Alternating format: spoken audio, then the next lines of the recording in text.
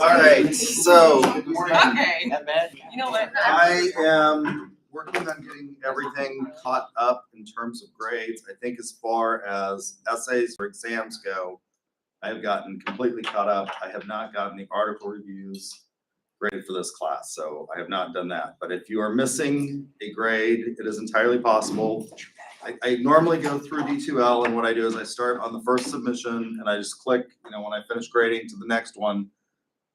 But from time to time, it's possible that I overclick on one and don't get an essay graded. So if you don't have a grade for the essays for what we've gotten to so far, just send me a text message. My cell phone is 405-414-7054. I'm working on that today and tomorrow to try and get those all caught up. So again, I just grade in order, but it's possible that I've sort of overclicked somebody, or there have been a number of people that, due to extenuating circumstances, I extended the submission deadline.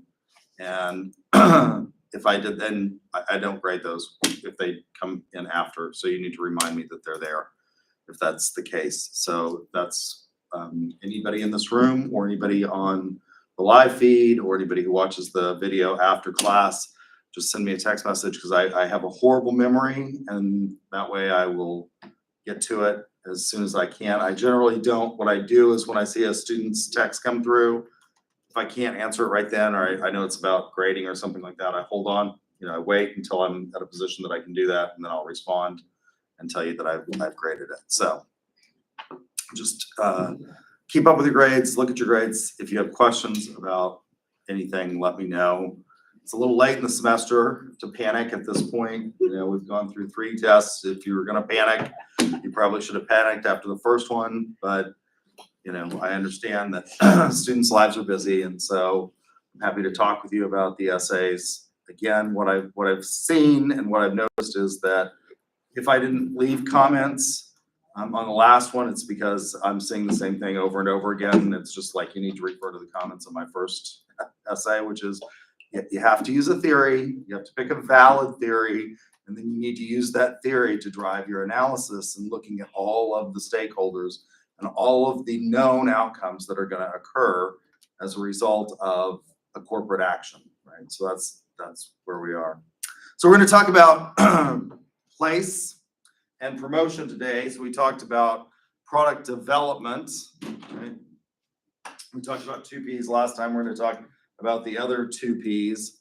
So this one is really one of the more boring ones, because it involves logistics, and I just think, God, that's got to be horribly boring. When I went to get my PhD, I went and talked to OU. It was the second horrific experience that I had at OU for a variety of reasons. So when I was an undergraduate, I toddled off to OU with all of my friends from Guthrie High School, and we didn't listen. We were told, you had to live in the dorms at OU if you were a freshman. And we were told, you shouldn't live with your best friends as roommates, because that's probably going to end poorly. And we were all really tight in high school, and we didn't listen. So I went, and 3 of my best friends from high school and myself were roommate or suite mates in what was Walker Tower at the time, and it ended poorly. But I'll never forget my first class at OU. It was a political science class. I was going to be a political science major. It was American National Government. And I was really excited for the class, and the professor, who's I think still there, I've seen him at conferences since then, walked to the front of the class. His name was Alan Hertzke. And he said, I feel like it's my duty to sort of tell you about what college is all about, what the college experience is going to be like. And he said, I'm an assistant professor. I have 7 years to publish, I don't know how many major articles in a textbook or some kind of book or whatever, in order to get tenure and promoted. And then once I get tenure and promoted, I have another 7 years to publish, X number of articles in the textbook or book, and to make it to full professor. So if you think I'm really here to teach you you're wrong, because I'm like neurotic and trying to get through my, own life here. And he said it was in a classroom that had an auditorium with 350 people, and I didn't graduate with 350 people. I graduated with like 200 people from Guthrie High School, which I thought was a lot. And it is a lot compared to a lot of my friends who, as a country kid, and I had friends that came from other rural districts where they would have like 12 in their graduating class, or 3, which means that everybody's either like the valedictorian or the salutatorian, right? I mean, like, I at least had 200 people. This was 300 people in an auditorium. I didn't graduate with that many. And he said, if you think the graduate assistants that you'll be meeting with, so it was a Monday, Wednesday, Friday class, are here to help you, they're not. They're working on their PhDs, and they're equally as neurotic as I am. And with that, he ended the lecture. I thought, wow, that's, that's something. So after, a year at OU, I decided I hated it, and I came to UCO and I got my undergraduate degree, and that was a decision I never regretted, because we have, full professors who are committed to actually teaching. So the reason I tell you this is because then I had a second horrific experience, and it relates to logistics at OU. So I thought, first of all, my first experience with OU is like, wow, they don't sort of understand the ultimate product here, which is producing well-educated students. I mean, the reason that you engage in scholarship is in my opinion, not for the pure aspect of engaging in scholarship. It's because it makes you a better professor, and that gives you things to talk about in your classes. And ultimately, the consumer of education is the state itself. It's the great and sovereign state of Oklahoma, which needs a well-educated workforce. This is not just an exercise that we engage in for, its own sake. So the second bad experience I had at OU didn't relate to it. Well, it sort of related to product development. So I wanted to get my PhD, and I went down and I talked to the chair of the marketing department. And her name was Pat Doherty at the time. I think she's long since gone. And she says, well, we'll admit you because, you've got all these good letters of recommendation from John Kamey, who was a student there, and he was our assistant dean here at UCO, and some others. And you already have a doctor's degree, and you've already, been teaching, so we know you can do that. But we hope you're interested in logistics. And my blood ran cold, and I thought, I can't fathom anything more boring than doing logistics studies. I just like it just sounds horrific to me. It's one of the oldest subfields in marketing, and I thought that just sounds horrible. And then she said, and we also hope that you don't make the mistake that Stefan Ginchev made, which is going to a teaching school. And because teaching, she says, is one thing that you have to endure in order to do research. And at this point, I was becoming sort of apoplectic, and I thought, wow, like, really? Teaching is something you have to endure to do pure research? Okay, whatever. So I went to New Mexico State to get my PhD instead, and I did not focus on logistics. So we're going to talk about logistics today. It's not my area of expertise. If you are interested in logistics, Dr. Ginchev is our resident expert in logistics. So the place part of marketing. So I'm going to talk about it to the extent that I know about it, and I'm going to talk about sort of the intersection, obviously, between ethics and logistics. And you would think that this would be the one area of marketing where there would be less controversy. There would be less opportunities for ethical concerns. There are areas, not many in life, where it's beyond morality. Things may be amoral. I used to teach, before I became a PhD in marketing, I taught a course called The Law of Commercial Transactions, for example, and there's a part of that course that deals with logistics, and it's deals with shipping contracts in the sale of goods. In the sale of goods and in shipping contracts, there are terms that are used, terms of art, and they are recognized by the code. So the code for businesses, when we talk about the code, we generally mean the UCC, the Uniform Commercial Code. It's been adopted by all 50 states. So The American Law Institute, which used to be the National Conference of Commissioners of Uniform State Laws, has promulgated all these model codes, almost none of which have been adopted by the states with one exception, and that's the UCC. And when I was in law school, I hated the UCC course because it's the most, and when I taught the UCC course here, it's the most boring course that you will ever take because the code is so well, the only joy I got is when you look at the code, it is so well written that the cases under the code generally are very boring cases because it's the closest thing that you get to math in the law. I mean, it is just a mechanistic application of the law because the code is so tight. It's not like other areas of the law. When we talk about, for example, constitutional law and the First Amendment. So there's a big thing, we talked about this last time, advertising. There's a big issue in the news this week in that Elon Musk has decided he's going to buy Twitter for $44 billion. And why is it that he wants to buy Twitter? What is it that he wants to do with this platform? Well, he says, you know, I'm a fan of free speech, and so I think you ought to be able to put anything that you want out on Twitter. I think he's going to rapidly regret that decision, by the way. Right? I mean, there's lines. There are lines that almost every platform draws at some point in time. Everything absolute free speech. You're going to let people put child pornography up. That's, in the strictest sense of the word, that could be absolute free speech. And most of the platforms have said, whoa, no, we're not going to let you put that up there. I mean, it's illegal, by the way, put it up there.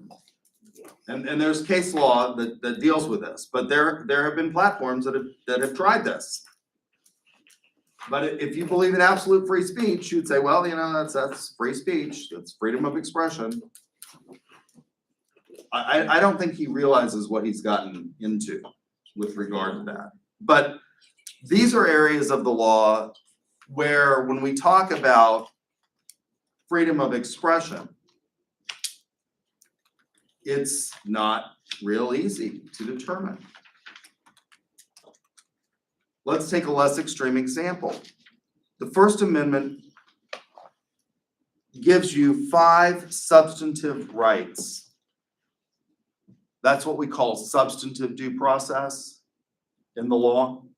Those rights are freedom of speech, press, religion, petition of government for redress of grievances, and assembly.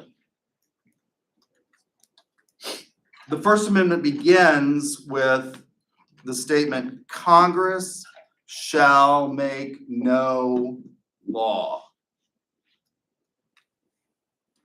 And for years and years and years, the First Amendment only applied to actions on behalf of the federal government. After the Civil War, we get 3 amendments to the United States Constitution, the 13th, which frees the slaves, the 14th, which contains one of 2 due process clauses and the only equal protection clause, and the 15th Amendment, which grants the now free men the right to vote. Women didn't get the right to vote, by the way, until the 19th Amendment, just as an aside.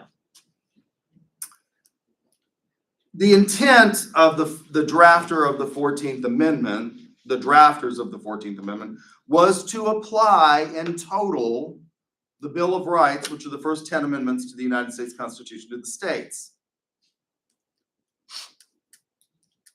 In a case called Barron versus Baltimore,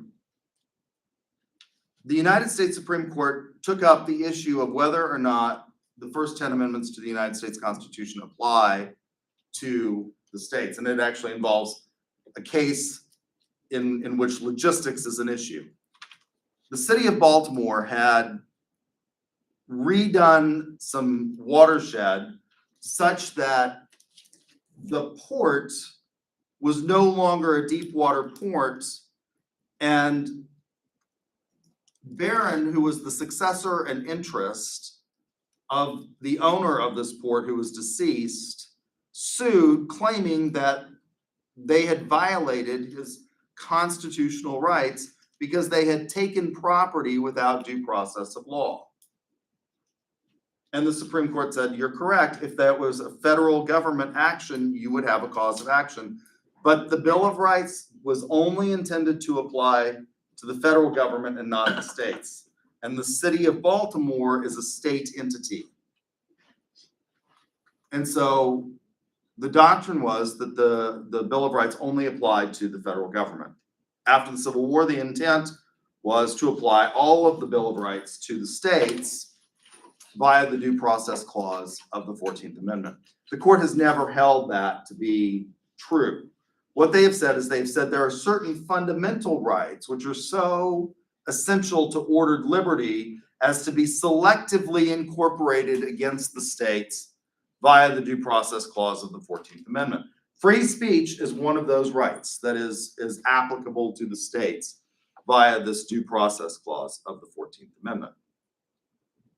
So when we look at free speech cases, and when we look at cases involving the First Amendment and advertising, for example, online or offline, there are lots of interesting nuances. So the First Amendment says Congress shall make no law regarding these things. Is no an absolute term, or is no an equivocal term, meaning that there are nuances to the word? Can you equivocate? Is there ambiguity in the word no? I don't think so. If I say, why don't you think so? I mean, I don't know. I feel like that's a word that is like an absolute. It's an absolute. When your mother said no cookies before dinner, did she mean you could get one cookie? Maybe if you ask enough times. Maybe after dinner. No generally meant no, at least with my family. You know, if you went and you stole the cookie, which I never did because I don't like sweets, so this was never an issue for me because, you know, I hate candy and sweet things. Give me a steak. I was always, you know, ready to eat red meat and mashed potatoes and gravy. That was all I just loved all that. No meant no.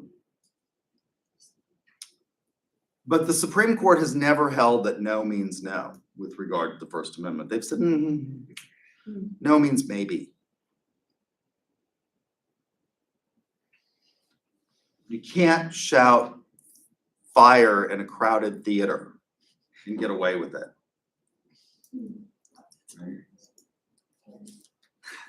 This is called the clear and present danger doctrine, and it was outlined by Justice Oliver Wendell Holmes. So they've said, well, no is maybe. Generally speaking, you can't pass laws that abridge freedom of speech, which is one of the reasons that we have direct consumer advertising of pharmaceuticals in this country, whereas other countries don't. But it's not an absolute right, but it's an important right. And there's lots of gray areas there. One of them involves the advertising and promotion and sale and distribution of pornographic material. In a case called Miller versus California,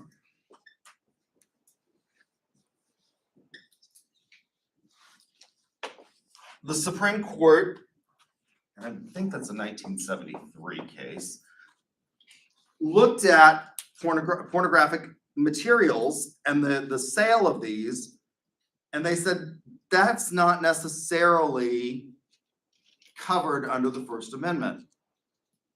And so jurisdictions have some ability to limit that, and they instituted something called the SLAPS test.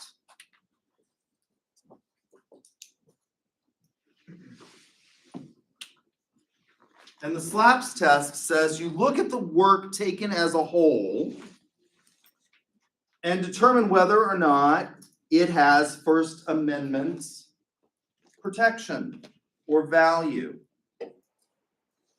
under this test. And SLAPS stands for, does the work taken as a whole lack serious scientific, literary, artistic, political, or social value? That's how we're going to determine whether or not something is pornographic. Now, this test leads to lots of ambiguity when it comes to this material. Miller is still technically good law, but in an age of the internet, so in Oklahoma, we don't have stores that sell a lot of things that you can buy if you go to Texas. It's amazing to me how we choose our vices. We'll let you gamble all day long in Oklahoma. And so we have the world's largest casino right down on the Red River. And forever and ever and ever, Texas would allow you to have pornography. And so there was a huge store of that kind of stuff right across the Red River. But now nobody does that. Why would you do that? You have the internet. And it's hard to regulate these things. But you can see that this is an area where there's lots of ambiguity. Now, with regard to logistics, you would think there would be less of this sort of ambiguity. And the law, there is less. So one of the things that we face in logistics is who's going to bear the risk of loss. And this is where you get into the code and how wonderfully tight the code is, and how a lot of these things fall beyond what we'll call moral debate. They are amoral.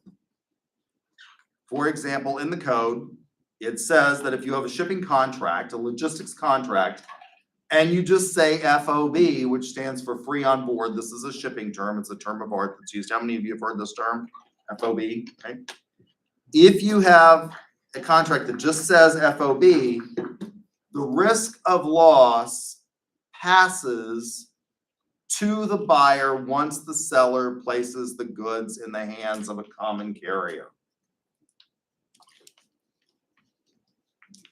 Could the code say something differently? Absolutely. And that's not really a moral issue. Who bears the risk of loss? You can always choose someone else under the code. If you want to do that, you say FOB Buyersville. In other words, after free on board, you specify that it is the buyer's destination. And that's the point at which risk of loss is borne by the buyer rather than the seller. There's not much moral import to that. If you don't like who bears the risk of loss, change it. You're welcome to do that under the code. But if you don't specify, the code's going to fill in these things for you that are not terribly ethically important.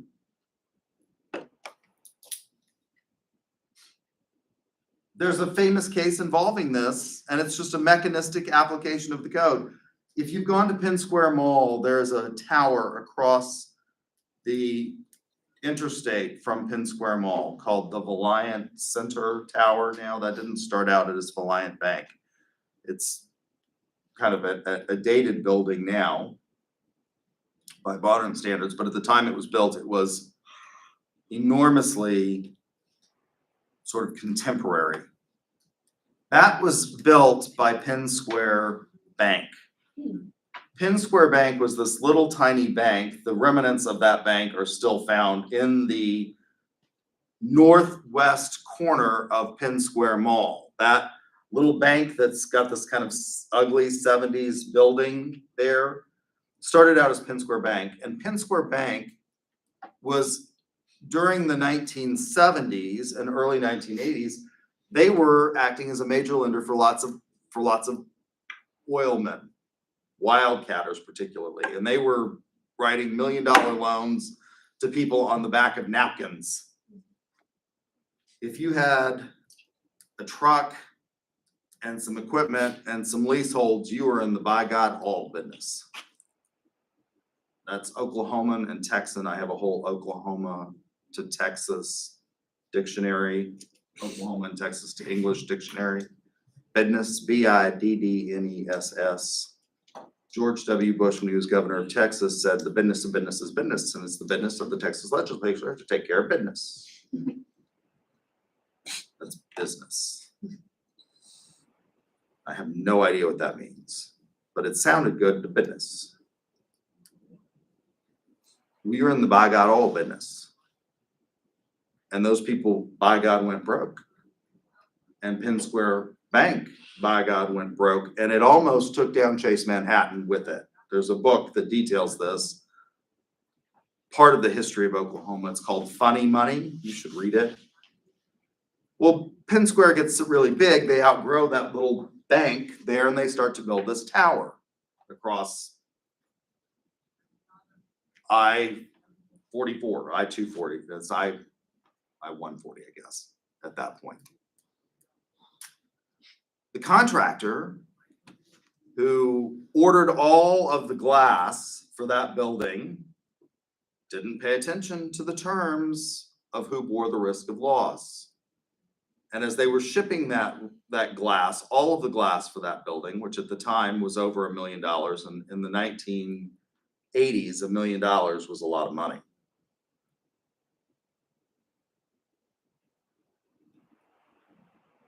Didn't pay attention, didn't specify FOB, Byersville, and that glass was destroyed in a tornado on its way to Oklahoma, or on the way to that building. And that contractor went broke over that, because he was still responsible and on the line. They had paid him to install the glass in that building, and there was no glass to install. What he should have done is he should have either specified FOB Byersville, or he should have taken out insurance, which is what business people should do to mitigate the risk of loss. And that doesn't have a whole lot of moral import. That's a business judgment. I don't want to take out insurance. Insurance is expensive. I'm going to risk it. Most of the time, that probably would have been okay. That glass would have been shipped. It would have been, fine, but, it wasn't. Not a lot of moral import there, right?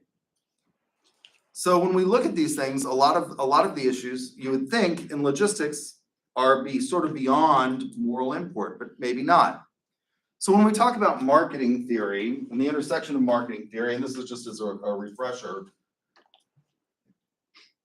if you watch the videos, I talk about this at the beginning of the semester a lot. So we're going to look at the intersection between ethical theory and marketing theory. So we've got, in terms of ethics, some basic theories that we call the valid theories. They're valid because they answer these 3 great questions, and they are universally applicable. They're based on reason, not emotion, and they allow for no exceptions. Right? Those are utilitarianism, duty ethics, or deontological ethics. Utilitarianism is also called teleological ethics because it deals with the telos, or the ends, the terminus ad quem. Virtue ethics, which is a holistic approach to ethics, and then a moral minimum. With regard to marketing, we have what I would call mid-range theories. Now, these theories in ethics are what I call grand theories. Generally speaking, philosophers involved in sort of grand theory development, like Socrates and Plato and Aristotle, attempt to answer all 3 of the questions in their works. The question of knowledge, what is it I can know and how can I know it? The question of conduct, what is the ethical best conduct and the question of governance. What ultimately is the best form of governance, right? Then there are what I call mid-range theories, and that's what most marketing theories are. These are ideas that answer specific questions. They don't necessarily answer all three of the great questions. So with regard to marketing, we have sort of these mid-range theories. They are the production theory of marketing. If you build it, they will come theory. That goes from most of human history until about 1900. At that point, we see the Industrial Revolution take hold, and it's no longer enough to just build something and people will buy it.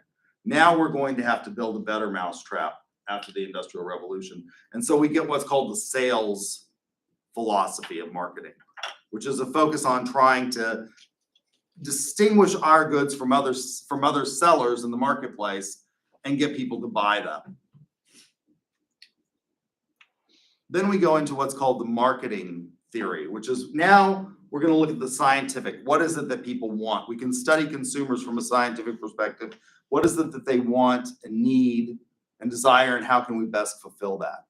We've gone beyond that now to what I call the era or the theory of value co-creation. It's no longer just enough to study the consumer and figure out what they want. You have to make the consumer a part of the team. You have to engage in value building with the consumer, right? So we have these sort of mid-range theories. For most of history, with regard to logistics, consumers had to go to the producer to get what they wanted, or they had to meet in sort of the same markets.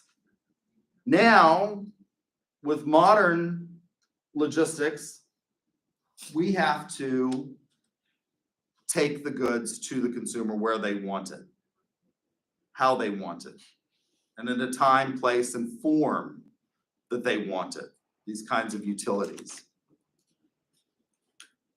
So I'll come back to advertising in a minute. I'm going to skip forward just to the logistics part since I started with that.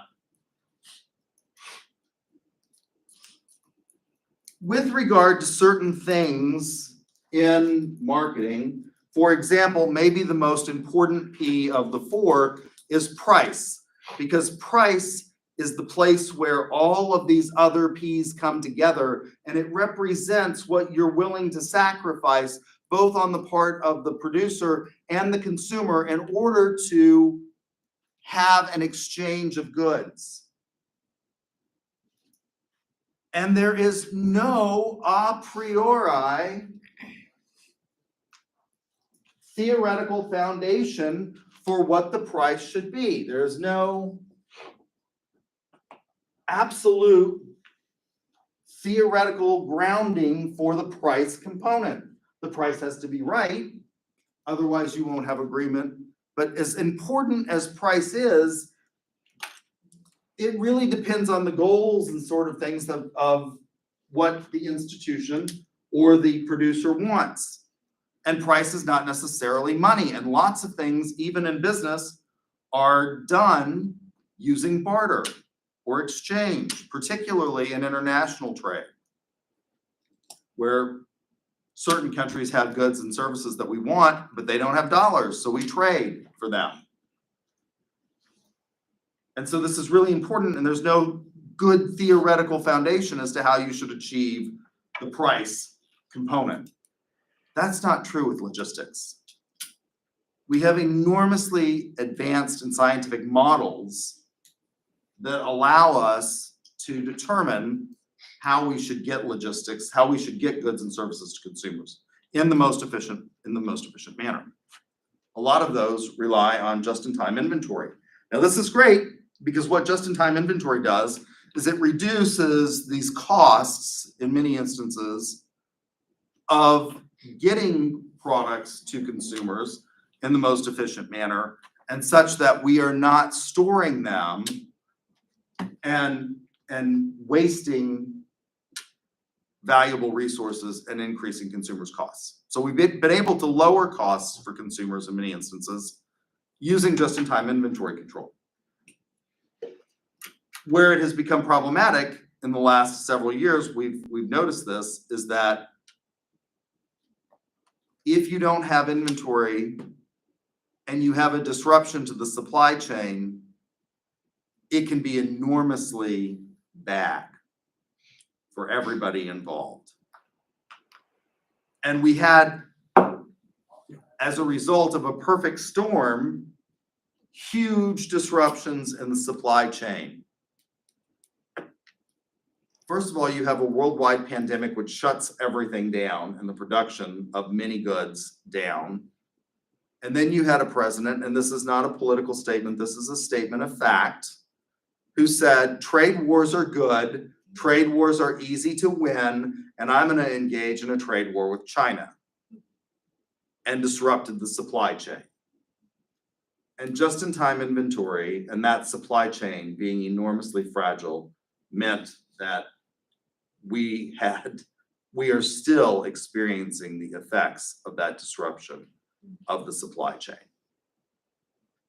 Once you disrupt the supply chain, when it's that fragile, when you have just-in-time, when it's getting goods, it's not like it was in the olden days. Even when I was a kid growing up, you would go to the store, and if they didn't have something on the shelf, you'd say, can you look in the back and see if you have any of this? And they would go look in the back and they may have it. Stores are now warehouses. There is no back room. I mean, there's a small back area for receiving, but Walmart is basically a warehouse. It's a better, dressed up warehouse than what you have, but it's still a warehouse. If you go to Walmart at odd times that are, not from sort of 9 to 5, you're going to see people using pallet jacks to bring goods, and that's all. If it's not on the floor, it's not likely that they have it in the back, because that's not the way they don't store massive amounts of inventory anymore. It moves to the floor and it moves off the floor fairly quickly. And when you disrupt these supply chains, it becomes very, very, very, very difficult to get them back in many instances. So what are some interesting ethical issues in these supply chains? Well, one of the reasons that we had a supply chain disruption is because of the pandemic. That's nobody's fault, really. It just happened. But engaging in trade wars, that could be an ethical issue. One of the things that the Trump administration did, and one of the reasons that he did this, is because China doesn't necessarily play fair with regard to free trade. They protect their own goods and services to the exclusion of American goods and services being sold in China. And we have a trade deficit. That can lead to issues of fundamental fairness. Some other issues that we can have with regard to supply chains that are even more interesting ethically, this idea of free on board, that's beyond ethics. You don't like it, change it. And they could have chosen differently. The commissioners of uniform state laws, when they drafted the Uniform Commercial Code, could have said FOB means that risk of loss passes once it reaches the destination. There's not a lot of moral import to that. They just sort of flipped a coin and decided that was what it was going to be. Or maybe they asked industry and said, who normally bears the risk of loss of this? And people said, well, generally it's, once I place it in shipment, that's it. And if I want to make sure that it doesn't get damaged, well, I should buy insurance on it. When the contractor for all of the glass at Penn Square Bank, which is now the Valiant Tower, should have bought insurance on that. Should have recognized that the contract didn't specify. Not a lot of moral import. But with regard to the shipment of goods and things like that, there are issues where we can see moral import. Let's think about something that happened earlier in this semester that illustrates this point. What happens? What's the big holiday in February every year? Valentine's Day. There's a rather nice movie about Valentine's Day starring Ashton Kutcher, right? He's produced a whole series of these, like New Year's Eve and Valentine's Day and all of these things. What is it that you're supposed to give your insignificant other on Valentine's Day? Roses. Not just roses, but red roses, right? You're supposed to give, if you give them yellow roses, what does that mean? Friends. We're just friends. Oh, damn. Right. So you're supposed to give red roses. We live in the northern hemisphere, which means that February is what? Cold, and it's winter time. And when do roses bloom in places like Oklahoma? What is the rose capital of the United States? Anybody know? Florida. Tyler, Texas. Tyler, Texas. That's right. And I think, is Tyler the home of Monica Aldaba? Anybody know who that is? Nobody knows? I think it is. She's the most successful cheer coach captain at the collegiate level in history. And I think it's Tyler, Texas. If it's not, she's from a town close to Tyler. So that's the rose capital of the United States. You go to Tyler in February, there's not a lot of roses being grown.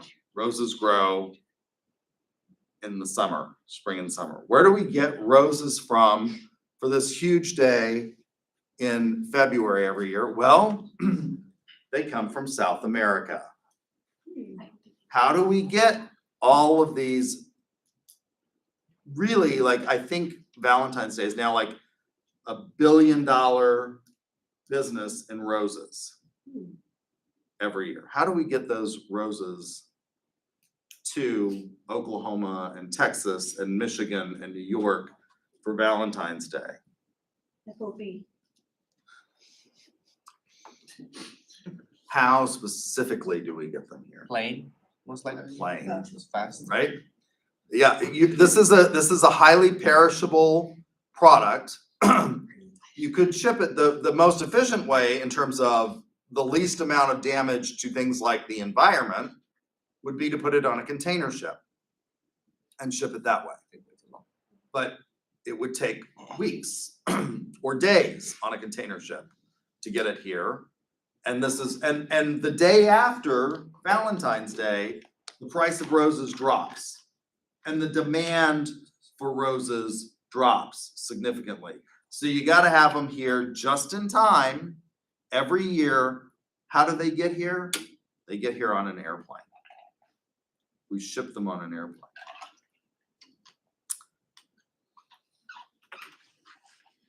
We're doing colossal damage to the environment. And we don't think much about the moral import when we buy roses for our insignificant others on Valentine's Day. Well, maybe for some of you, they're significant. After my last divorce, I've decided that I'm no longer going to have significant. They're all going to be insignificant. That bad? You know, so it's, you know, these raise issues of ethics in terms of, should we be doing this, or should we source flowers? Should we change things slightly so that when we have these events like Valentine's Day, you're not necessarily giving roses, you're giving stuff that maybe is more environmentally sustainable.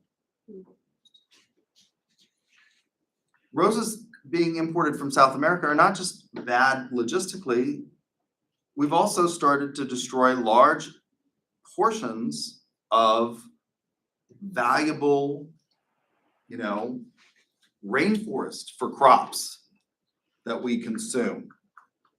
And so I think we have to think about, with logistics, you would think that this would be an area where we wouldn't have a lot of controversy, that a lot of it would be like this, free on board, to be on the pale. But I think, you know, in a world in which we can now transport these things so quickly, we should think about that. What's the other thing that you are supposed to give to your insignificant other on Valentine's Day, along with the roses? Yes. Chocolates. Oh, somebody already said The that. second largest day of purchasing chocolate is Valentine's Day. Easter is the first worldwide. Really?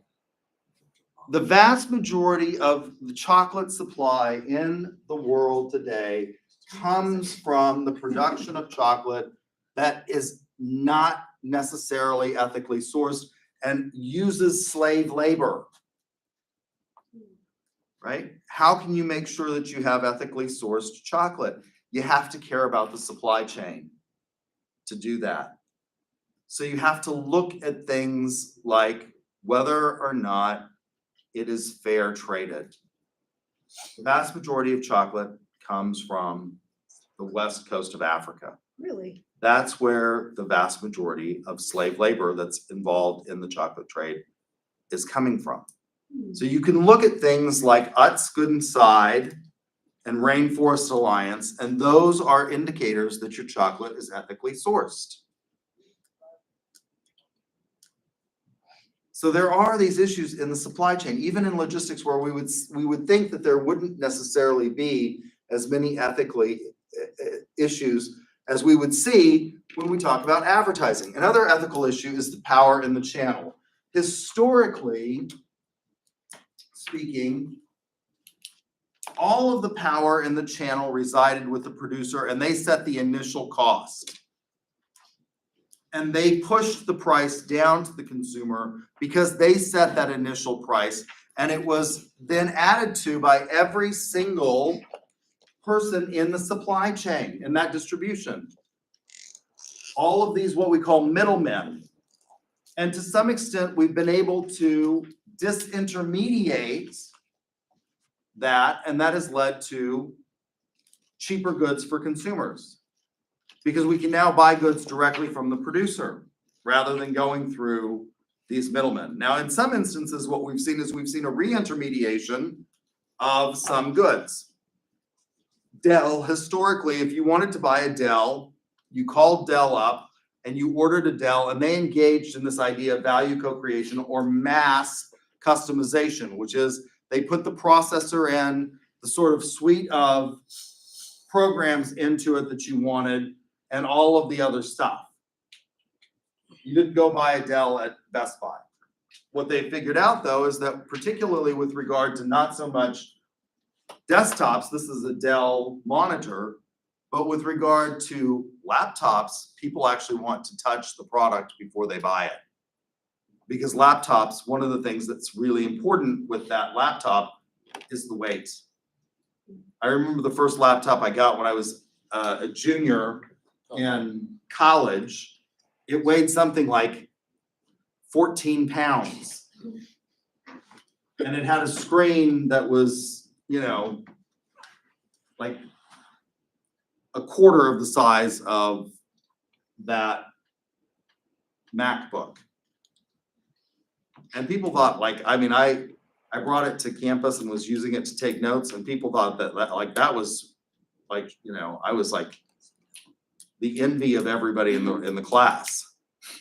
Now, if somebody said it's going to weigh 14 pounds, you wouldn't buy it. You wouldn't buy that. The size of the keyboard is important, and so we've seen some reintermediation. What these issues of power distribution in the channel, though, represent is some real interesting ethical questions. Should Walmart have so much power, and they did for so long, as to be able to tell producers that they're not going to buy their goods unless they can meet their price? They did this with Snapper. And Snapper initially said, no, we're not going to put up with you, Walmart, and your demands, and we're not going to sell to Walmart. They finally relented because Walmart is so powerful. And now Amazon is becoming the next one who is flipping, and because they're their own supply chain now. They've built their own logistics backbone to do these kinds of things. So these power struggles in the channel, historically it was the producer that had all of these. Now, in many instances, it's the retailer who has reversed the flow of power in the channel to be able to tell the producer what they will and won't accept in terms of price. The targeting of vulnerable populations. This is one that overlaps both logistics and with regard to the advertising issues, which I'm going to touch on in just a minute. There are, for example, in these logistics studies and things like that, instances where, particularly in certain parts of cities, we have what are called food deserts, where it's difficult for people who live in those areas to get quality food that isn't highly processed. As a society, by and large, on the whole, we are becoming larger. And there are major health concerns and issues that we are facing. And a lot of those health concerns and issues raise prices for all of us because as more and more people have these issues, it places more and more stress on our medical system and it increases costs for everybody. But there are literally locations, you can go to them in Oklahoma City where if you live in these areas, it's difficult to get food that isn't highly processed because retailers and portions of the supply chain will not deliver things like fresh food to those areas because the risk of loss is so great. And the amount of spoilage that happens in those areas is so great that populations who are vulnerable populations suffer degradation in terms of what they're able to source for their families because we have people that won't produce, that won't deliver there. Why is it that they'll produce highly processed goods in those areas? Well, because the shelf life is longer. The shelf life of fresh is really short with regard to things like fruits and vegetables. And so you see these kinds of issues in channel distribution that have highly charged ethical import. Let's talk about advertising. This is the one that's the most obvious to students in terms of the ethics. Advertising, obviously, I think we have the most examples of stuff that we can talk a lot about ethical issues. So the promotion key of the marketing mix includes not just advertising, but direct sales, sales promotion, public relations, and things like that, right? All of those sort of things that we can use to influence the buying decision. With advertising being the largest, obviously. This is the way we get most goods in front of consumers or create awareness of these goods. Now, again, we have this idea that we have this First Amendment to the United States Constitution, which is allowed for types of advertising that you wouldn't find in the rest of the world. We're one of only 2 nations that allows direct-to-consumer advertising of pharmaceutical products. This has lots of ethical implications. Should we advertise pharmaceuticals to consumers? What has happened as a result of the fact that we do allow advertising of pharmaceutical products to consumers, things that they don't allow in places like Germany or France to occur? Abuse. Lots of abuse of things like we have an opioid crisis because people have heard about these miracle drugs for pain, and we now have an enormous amount of dependence and addiction to opioids as a result of this, right? What other issues do we have with regard to advertising? Not just abuse. Again, let's think about the pharmaceutical industry. There are a lot of advantages to, I think, advertising of pharmaceutical goods direct to consumers. And maybe some good has come about as a result of this.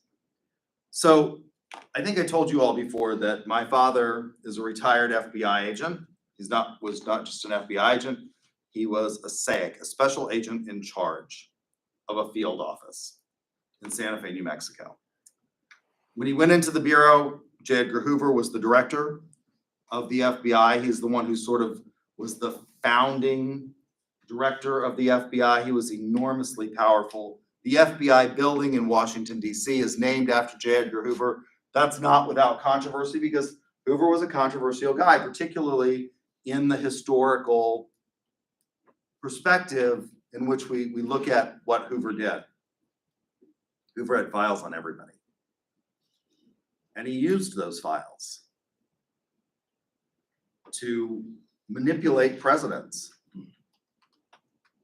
and ensure that he stayed on the job until he died.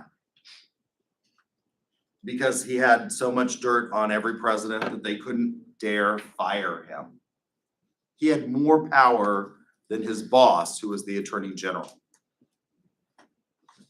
They've now undertaken significant reform at the FBI to ensure that that never happens again. For example, the director is limited to is not limited, but it's sort of a set term now. It's 10 years. You have 10 years to be director of the FBI. You know, and they generally try not to let them extend beyond that 10 years. Because if they go beyond that 10 years, they accumulate too much power, maybe. So I tell you this because when my father went into the FBI, every FBI agent had to meet J. Edgar Hoover personally. Every single agent met the director. And you had to have a certain look to be an FBI agent. And one of the things that was an a priori bar to employment at the FBI was if you had ever seen a psychiatrist or a psychologist. Now, the FBI was going to employ psychiatrists and psychologists to conduct batteries of examinations on you before you were hired to ensure that you weren't crazy.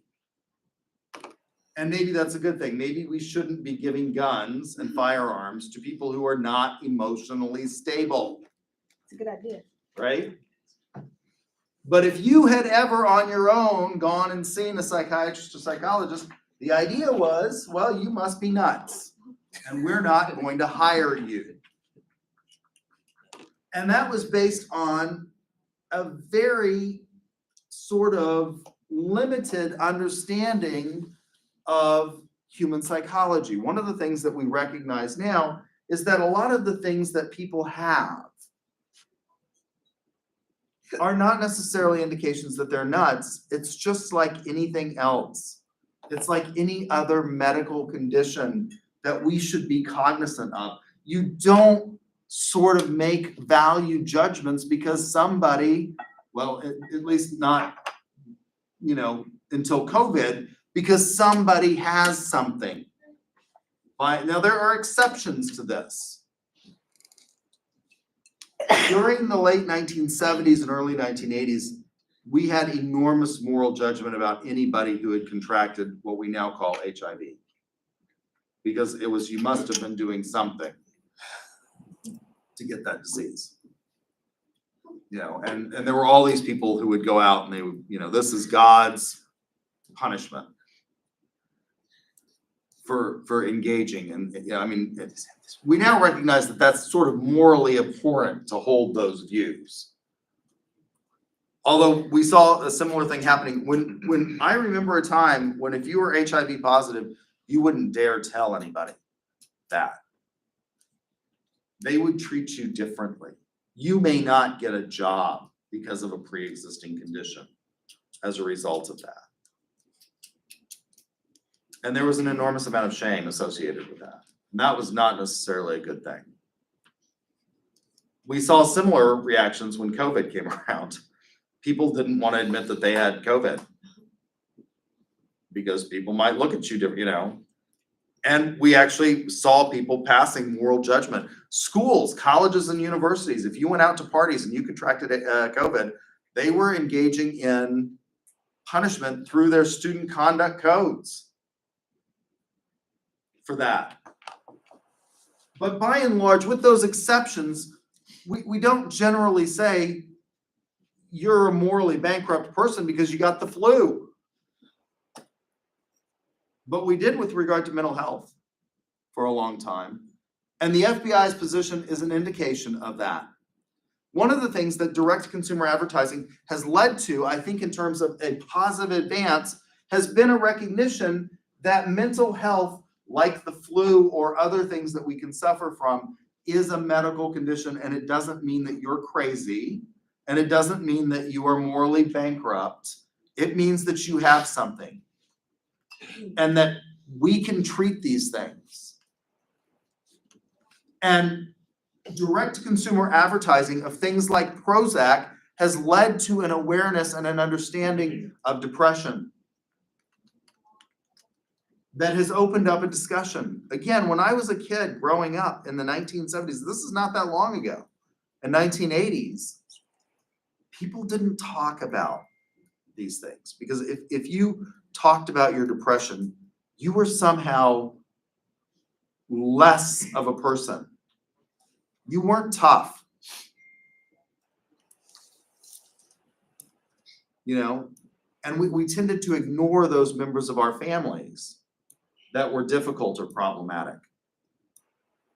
Advertising of things like Prozac and now, you know, fourth and fifth and sixth generations has led to an awareness and a discussion. Now, the bad side of this, I think, is that one of the things that it's done is that, yeah, we now have this awareness, but we also now think that we can cure everything with a pill. And we have people running to doctors and self-prescribing. This doesn't happen in other countries because people don't see these, you know, these kinds of, you know, like, oh, I have heartburn, you know, let me get whatever it is that is the latest, you know, heartburn. Well, you know, I can tell you, when I was in my 20s, up until the time that I completed law school, I weighed 159 pounds. I had a really good metabolism. When you get into your 40s, you can no longer drink, and I like beer and I like red meat. I like Outback. I like the Bloomin' Onion. I like baked potatoes. I can no longer eat all of those things and not have some problems. You know, I could eat all of that and drink 2, you know, big things of beer and feel just fine. I can no longer do that. But we have, as a society, a tendency to believe that we'll just take a pill and that will solve the problem. And that's the downside to advertising in many instances, is that we have a tendency to believe that everything can be solved in 30 seconds or less. And maybe it can't. Maybe we shouldn't think that you can, you know, and doctors are doing this. And I've asked my friends who are, because part of my research focuses on the ethical implications of pharmaceutical drugs and looking, for example, at the efficacy of these drugs and the drug studies. And it's incredible to me how many doctors don't understand. They look at these studies and they don't seem to understand, like, there's not a real big statistical significance between the drug and a placebo. And yet they're prescribing it because their patients are coming in and demanding it. And looking at these kinds of issues, I think, is enormously important. We can also see issues in direct sales. I teach in the sales program. We teach you about things like social styles and then the combination of social styles and vowels, which will allow you to be a better salesperson. Does that also allow you the ability to maybe manipulate people? If you can recognize, for example, that you're dealing with an amiable, you may be able to engage in lots of manipulation. And I think we need to think about those issues. All right, so this is our last class. I've enjoyed the class to the extent that we actually got to meet face to face this semester. Since we started out, we met one time, and then for, I don't know, half the semester, it was, they went to level 2. If you have questions, please feel free to email me. If you don't have a grade for something, please text me and let me know. If you got ducks today, come up. I know you talked a couple times, but I didn't give you a duck. I apologize. So come up and I'll give you points. And I hope you all have a great summer. Next week, the exam will be open, and it will be open all week, just like the others, and you can take it. So you don't have to, you have class time, obviously, or the final exam scheduled time to do it. So you don't actually have to come here. If that offends you, don't go complain. I'll be happy to come up here and sit and watch you take the exam. I would suggest that you don't really want to do that, but whatever.